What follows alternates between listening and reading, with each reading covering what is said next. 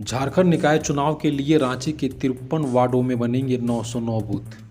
झारखंड में नगर निकाय चुनाव की घोषणा हो गई है। इसके साथ ही राजधानी रांची में नगर निकाय चुनाव की तैयारी पूरी कर ली गई है। अगर रांची नगर निगम क्षेत्र की बात करें तो इसमें कुल 53 वार्ड है। नगरपालिका निर्वाचन 2026 के लिए रांची में कुल 909 मतदान केंद्र बनाए गए हैं।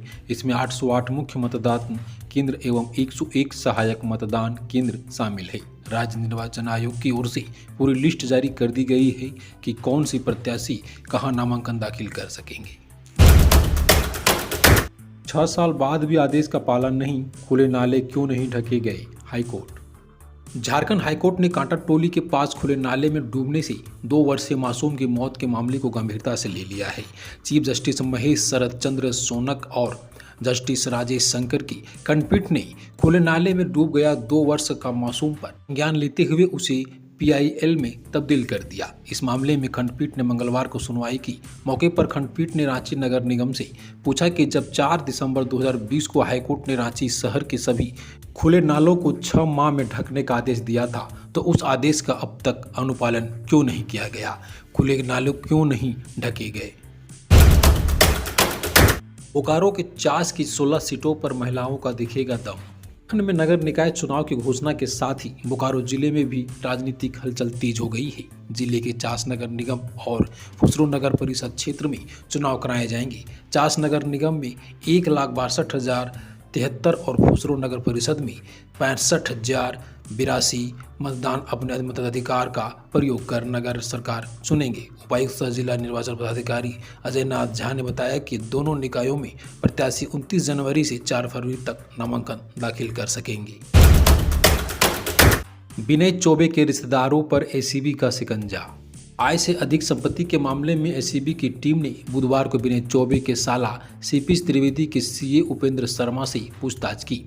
पूछताछ के दौरान CP त्रिवेदी की कंपनी से जुड़े लेन देन, व्यवसाय, कंपनी का निवेश और आय व्यवसाय सहित अन्य बिंदुओं पर पूछताछ की गई। पूछताछ के दौरान कुछ बिंदुओं पर ACB को जानकारी मिली है, लेकिन अधिकांश सवालों के जवाब ACB को नहीं मिले।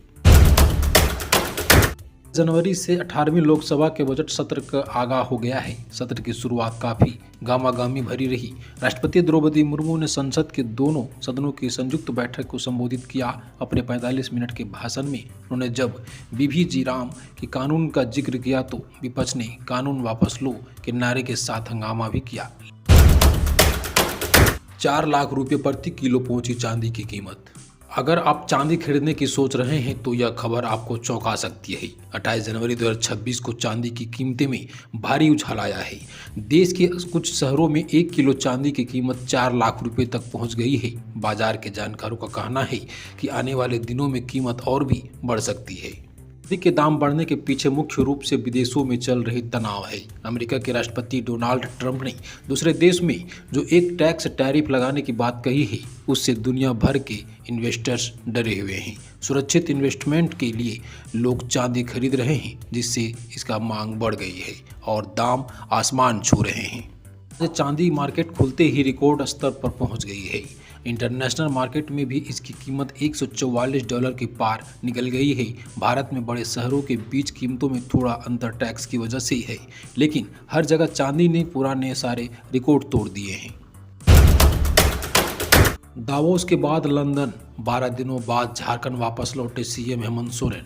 मुख्यमंत्री हेमंत सोरेन दावोस और लंदन प्रवास से मंगलवार को 12 दिनों बाद वापस लौट गए हैं। रांची एयरपोर्ट पर मुख्यमंत्री का शानदार स्वागत किया गया। उनके साथ उनकी पत्नी कल्पना सोरेन, मुख्य सचिव अविनाश कुमार और अन्य अधिकारी भी थे। मुख्यमंत्री ने इस दौरान दावोस में आयोजित वर्ल्ड इकोनॉमिक फोरम में हिस्सा लिया। फिर 22 जनवरी से वह लंदन में विभिन्न कार्यक्रमों में शामिल हुए।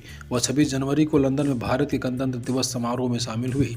मुख्यमंत्री हेमंत सोरेन ने कहा कि विदेश यात्रा के दौरान उन्होंने झारखंड की बातें वैश्विक स्तर पर रखी। पहली बार एक बड़े वैश्विक मंच पर झारखंड ने अपनी उपस्थिति दर्ज की है। उन्होंने कहा कि इसे राज्य के विकास के रास्ते खुलेंगे।